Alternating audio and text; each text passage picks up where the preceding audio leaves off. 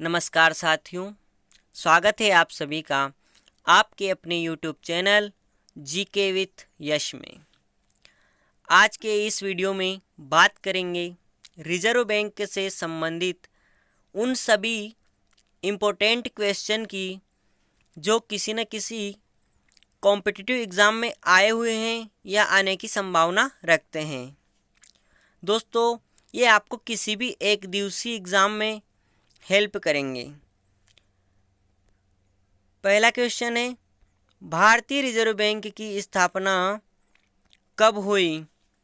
Option है ए 1 जनवरी 1930, B 1 अप्रैल 1935, सी 1 जनवरी 1948, D 1 अप्रैल 1949।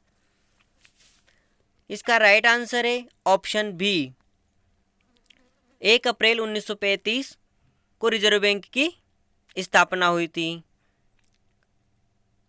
Next question है, reserve bank का मुख्यालय कहाँ स्थित है?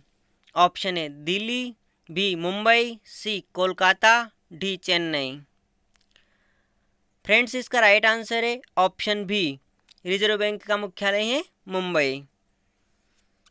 दोस्तों, इससे पहले रिजर्व बैंक का मुख्यालय कोलकाता था और ये 1937 को मुंबई में शिफ्ट कर दिया गया। क्वेश्चन नंबर 3 है, रिजर्व बैंक का राष्ट्रीयकरण कब किया गया? दोस्तों, ऑप्शन है 1947, B 1948, C 1949, D 1950। Right answer है ऑप्शन सी 1949। इसी के साथ डेट भी याद रखिएगा, 1 जनवरी 1949।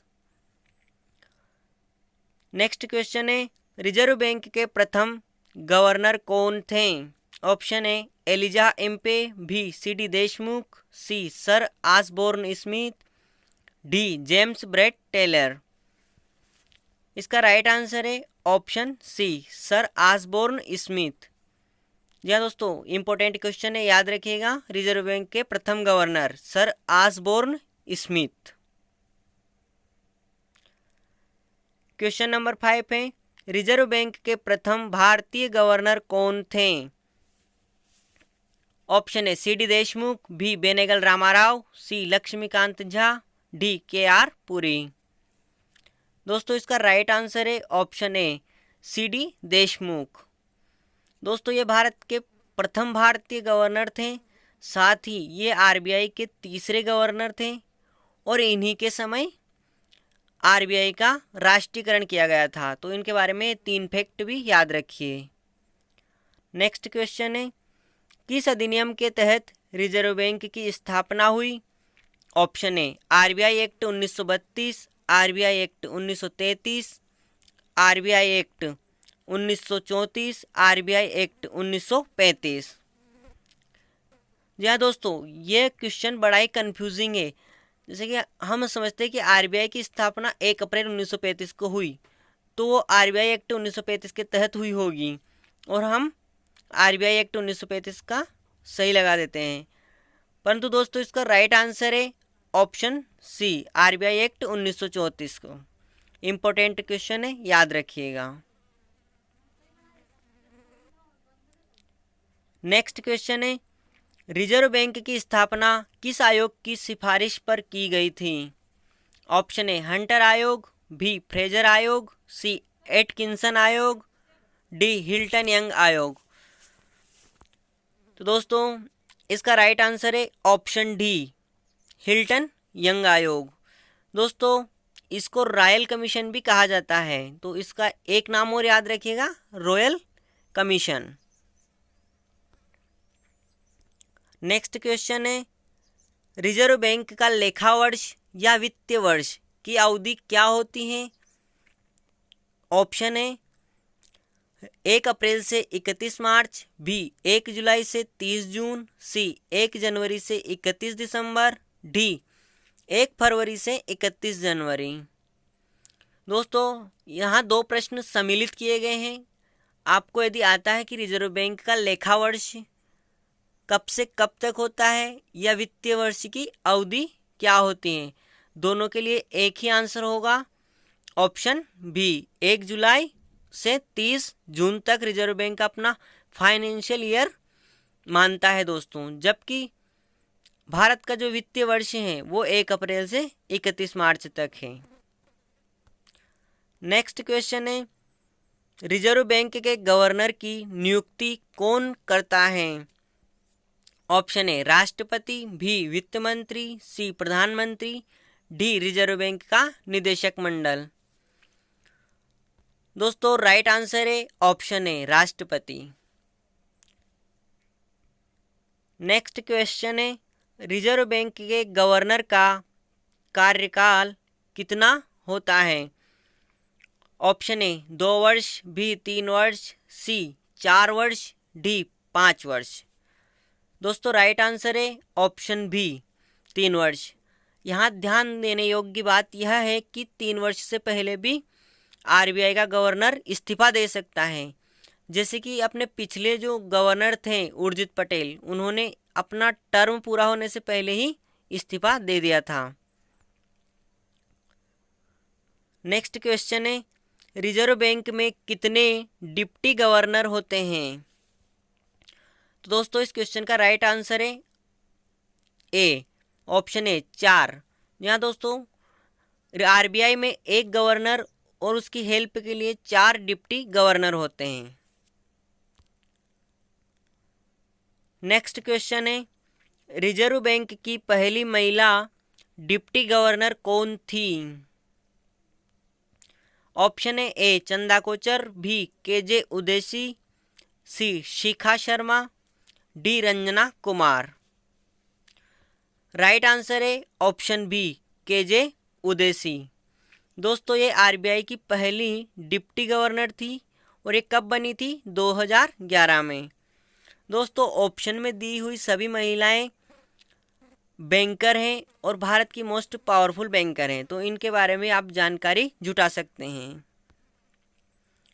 नेक्स्ट क्वेश्चन है, रिजर्व बैंक के गवर्नर का मासिक वेतन कितना होता है? तो दोस्तों जो आरबीआई के गवर्नर है उनकी मंथली सैलरी होती है 2.5 लाख रुपए, तो याद रखिएगा।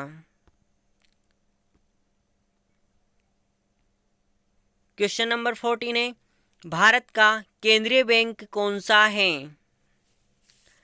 ऑप्शन है दोस्तों A SBI, B PNB, C NABARD, D RBI. Right answer है ऑप्शन डी आरबीआई भारत का सेंट्रल बैंक है। नेक्स्ट क्वेश्चन है, निम्न में से किसको भारत में बैंकों का बैंक कहा जाता है? तो दोस्तों ऑप्शन है A State Bank of India, B Reserve Bank of India, C Punjab National Bank, D NABARD. दोस्तों राइट आंसर है ऑप्शन बी आरबीआई। दोस्तों भारत में आरबीआई को बैंकों का बैंक कहा जाता है क्योंकि यह सभी बैंकों को क्रेडिट अर्थात साख प्रदान करता है और उनकी लिक्विडिटी को नियंत्रित भी करता है, इसलिए इसको बैंकों का बैंक कहा जाता है। नेक्स्ट क्वेश्चन है, रिजर्व बैंक के एकमात्र गवर्नर जो देश के प्रधानमंत्री बने। Option A Amitabh Ghosh, B I G Patel, C doctor Manmohan Singh, D C Rangarajan. Right answer है दोस्तों option C doctor Manmohan Singh. आशा है कि इस प्रश्न का आंसर आपको याद होगा। दोस्तों इसी के साथ यह भी याद रखिए कि ये रिजर्व बैंक के गवर्नर के साथ साथ वित्त मंत्री भी बने और उसके बाद प्रधानमंत्री भी बने, तो यह इम्पोर्टेंट क्वेश्चन हो जाता है। नेक्स्ट क्वेश्चन है, 2016 में विमुद्रीकरण के समय आरबीआई गवर्नर कौन थे? ऑप्शन है A D Subbarao, B Raghuram Rajan, C Urjit Patel, D Shaktikanta Das. दोस्तों राइट आंसर है ऑप्शन सी उर्जित पटेल। जी हाँ, आपको बता दें कि जब 8 नवंबर 2016 को डीमोनेटाइजेशन हुआ था उस समय उर्जित पटेल आरबीआई के गवर्नर थे।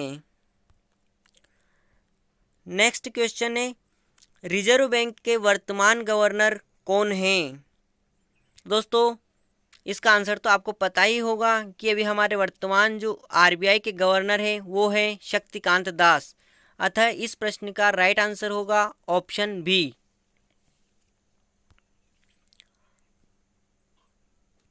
नेक्स्ट क्वेश्चन है, रिजर्व बैंक कितने समय अंतराल में अपनी मौद्रिक नीति की समीक्षा करता है? ऑप्शन ए 2 माह, बी 3 माह, सी 6 माह, डी 1 वर्ष।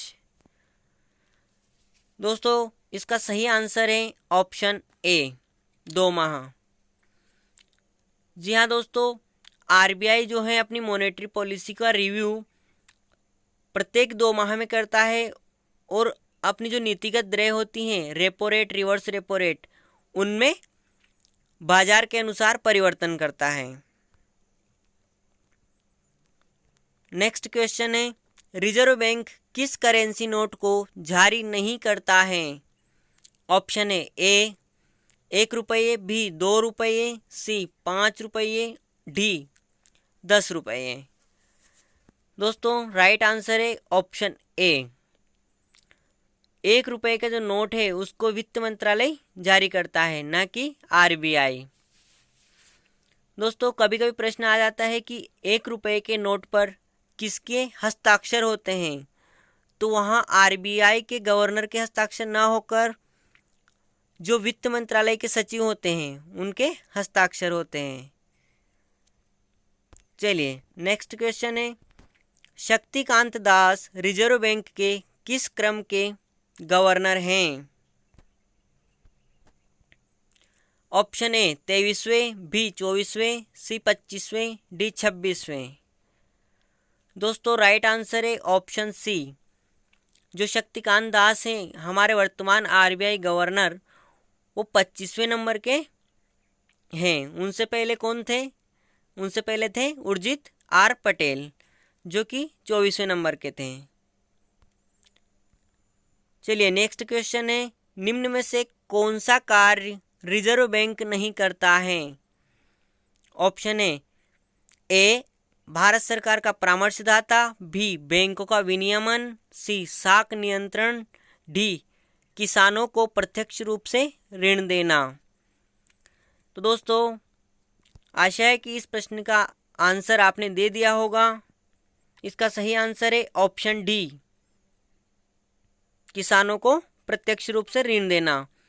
यह कार्य आरबीआई नहीं करता है, बाकी की उपरोक्त सभी 3 विकल्पों वाले कार्य आरबीआई करता है दोस्तों।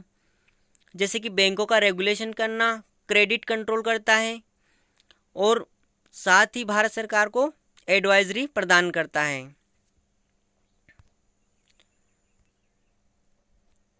नेक्स्ट क्वेश्चन है, निम्न में से किस शब्द का प्रयोग आरबीआई अपनी मौद्रिक नीति में नहीं करता है? Option A repo rate, B reverse repo rate, C सांविधिक तरलता अनुपात, डी ब्लू चिप। तो दोस्तों आरबीआई अपनी मौद्रिक नीति में ऑप्शन डी अर्थात ब्लू चिप का उपयोग नहीं करता है, जबकि विकल्प में उपस्थित तीनों विकल्प अर्थात repo rate, reverse repo rate और सांविधिक तरलता अनुपात, जिसको एसएलआर बोला जाता है, तीनों का ही उपयोग वह अपनी मौद्रिक नीति में करता है और इनमें परिवर्तन करता है मार्केट के अनुसार कि मार्केट में तरलता ज़्यादा है या कम है। यदि तरलता कम है तो रेपो रेट को घटा देगा और यदि तरलता ज़्यादा है तो रेपो रेट को बढ़ा देता है, जिससे कि बैंक अपने पैसे मार्केट में न लगाकर आरबीआई में जमा कर देते हैं दोस्तों। और ब्लू चिप शब्द जो है दोस्तों ये म्यूचुअल फंड से संबंधित हैं, ना कि आरबीआई की मौद्रिक नीति से। नेक्स्ट क्वेश्चन है, भारत में अब तक कितनी बार विमुद्रीकरण हो चुका है? एक अच्छा क्वेश्चन है दोस्तों। ऑप्शन है ए 2, बी 3, सी 4, डी 5। तो दोस्तों अभी तक भारत में 3 बार विमुद्रीकरण हो चुका है। पहली बार 1946 में, दूसरी बार 1978 में और तीसरी बार 2016 में। चलिए नेक्स्ट क्वेश्चन है, भारत में सिक्के ढलाई का कार्य किसके नियंत्रण में होता है? Option A reserve bank, B वित्त मंत्रालय, सी नाबार्ड, डी गृह मंत्रालय। इसका राइट आंसर है दोस्तों ऑप्शन बी वित्त मंत्रालय। जो सिक्के ढलाई के लिए जो मिंट होती है दोस्तों, जो टकसाल होती है, वो वित्त मंत्रालय के अंतर्गत कार्य करती है, ना कि रिजर्व बैंक के अंतर्गत। यहाँ पर एक प्रश्न और आता है दोस्तों कि जो नोट छपाई का कार्य है वो किसके अंतर्गत होता है? तो वह रिजर्व बैंक के अंतर्गत होता है। चलिए ये थे आज के टॉप 25 प्रश्न दोस्तों। 26वां प्रश्न है वो आपको खुद करना है और उसका आंसर कमेंट बॉक्स में लिखना है।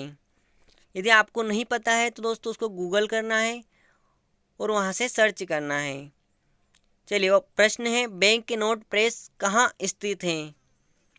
Option A Noida, B Delhi, C Dewas, D Nashik. दोस्तों इस प्रश्न का आंसर आप खुद करेंगे। और इसी के साथ धन्यवाद।